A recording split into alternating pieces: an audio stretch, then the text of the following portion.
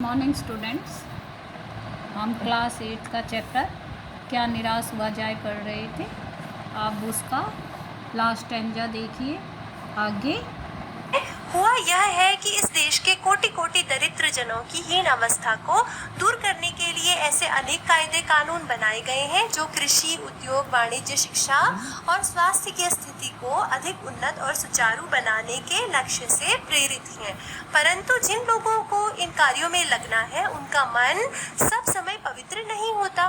प्रायः वे ही लक्ष्य को भूल जाते हैं और अपनी सुख सुविधा की ओर ज्यादा ध्यान देने लगते हैं। तो लेखक यहाँ पर क्या कहते हैं कि हमारे देश में जो बहुत सारे कोटि कोटि मतलब करोड़ों दरिद्र जन मतलब गरीब है, उनकी गरीबी को दूर करने के लिए क्या हो रहा है, बहुत सारे कानून बनाए गए हैं, बहुत सारे तरीके बनाए गए हैं जिनकी मदद से क्या कर सकते हैं हम कृषि यानी खेती, उद्योग यानी बिजनेस, इसके अलावा वाणिज्य यानी व्यापार, इसके अलावा शिक्षा यानी एजुकेशन और स्वास्थ्य यानी हेल्थ में, तो इन सारी स्थितियों को हम क्या कर सकते हैं, अच्छा बना सकते हैं जो नए नए कानून बनाए गए हैं उनकी मदद से।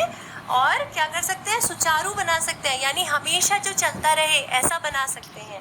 तो इसी लक्ष्य से सारे कायदे कानून बनाए जाते हैं कि नियम क्यों बनाए जाते हैं, कोई भी रूल्स क्यों बनाए जाते हैं, ताकि क्या हो सके, जो अलग अलग एरियाज हैं हमारे समाज के, जैसे एजुकेशन है, हेल्थ है, इसके अलावा एग्रीकल्चर है, इसके अलावा बिजनेस है, तो इन सारी चीज़ों को अच्छा बनाने के लिए यानी लोगों को इनके द्वारा फ़ायदा पहुंचाने के लिए अलग अलग कानून बनाए जाते हैं। यानी जो लोग शिक्षा से जुड़े हैं उनको फ़ायदा पहुंचाने के लिए शिक्षा से जुड़े कानून बनाए जाते हैं। जो कृषि से जुड़े हैं यानी जो किसान हैं उनकी उन्नति के लिए कुछ ऐसे कानून बनाए जाते हैं जिनसे किसानों का विकास हो सके।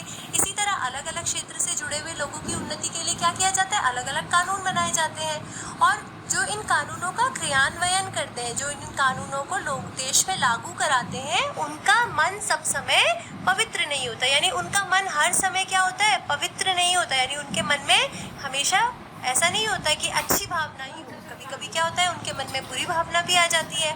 और ये मानवोचित गुण है, यानी ऐसा होना स्वाभाविक है। जैसे कई बार होता है कि बहुत सारा पैसा अगर किसी इंसान को दिख जाता है तो उसके मन में लालच आ जाता है, ये तो स्वाभाविक है। और ऐसी स्थिति में क्या होता है कि जो लोग इन नियमों को लागू करने के लिए रखे गए हैं वो अपने लक्ष्य को भूल जाते हैं, यानी उनका एम क्या होता है कि इन नियमों के द्वारा लोगों का विकास करना, लेकिन वो क्या होता है कि इन नियमों के क्रियान्वयन के समय कई बार अपने लक्ष्य को भूल जाते हैं, क्योंकि उनके मन में क्या आ जाती है, दूसरों की सुख सुविधा की जगह अपनी सुख सुविधा की बातें आ जाती हैं और वो अपना विकास करने लगते हैं। और क्या होता है, इस वजह से जिनके लिए ये नीतियां बनाई गई हैं उनका विकास नहीं हो पाता। फिर भारतवर्ष सदा कानून को धर्म के रूप में देखता आ रहा है। आज एकाएक कानून और धर्म में अंतर कर दिया गया है। धर्म को धोखा नहीं दिया जा सकता, कानून को दिया जा सकता है। यही कारण है कि जो लोग धर्म भीरू हैं वे कानून की त्रुटियों से लाभ उठाने में संकोच नहीं करते। तो यहाँ पर लेखक क्या कहते हैं कि हमारे देश में पुराने समय से क्या होता था कि कानून को धर्म के साथ जोड़ा जाता था, यानी जो भी नियम कानून बनाए जाते थे उनको लोगों के धर्म के साथ जोड़ दिया जाता था। जैसे लोगों को धर्म के माध्यम से ही ये सारी शिक्षाएं दी जाती थी कि हमें चोरी नहीं करनी चाहिए, तुम्हारा धर्म भ्रष्ट हो जाएगा, धर्म खराब हो जाएगा, अगर तुम चोरी करोगे तुम नर्क में जाओगे, या फिर इस तरह की बातें बताई जाती थी ना पुराने समय में। तो अब क्या हो रहा है कि आजकल जो नया समाज में ट्रेंड चल गया है कि लोगों ने धर्म को और कानून को अलग अलग कर दिया है, क्योंकि उन्होंने बोला कि धर्म जो है वो अलग है और कानून जो है वो अलग है। तो लेखक ये मानते हैं कि जो हमारे समाज में इतनी ज़्यादा गड़बड़ें हो रही हैं, यानी जो गलत चीज़ें हो रही हैं, उसका एक कारण ये भी है कि धर्म और कानून को अलग अलग कर दिया गया है।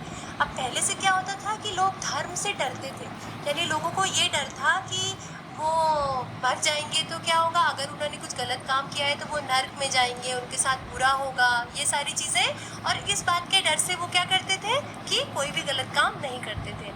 तो यहाँ पर लेखक क्या कहना चाहते हैं कि हमारे देश में हमेशा से क्या परंपरा रही थी पुराने समय से कि धर्म के साथ कानून को जोड़ा जाता था, यानी जो भी लॉ एंड ऑर्डर देश में चलता था उसके साथ धर्म को जोड़ दिया जाता था, रिलीजन को जोड़ दिया जाता था। यानी ऐसा मानते थे कि अगर आप चोरी करेंगे तो भगवान आपको सज़ा देंगे, या फिर हिंदू धर्म में जैसे ऐसे मानते हैं कि आप नर्क में जाएंगे अगर आपने कुछ बुरा काम किया है।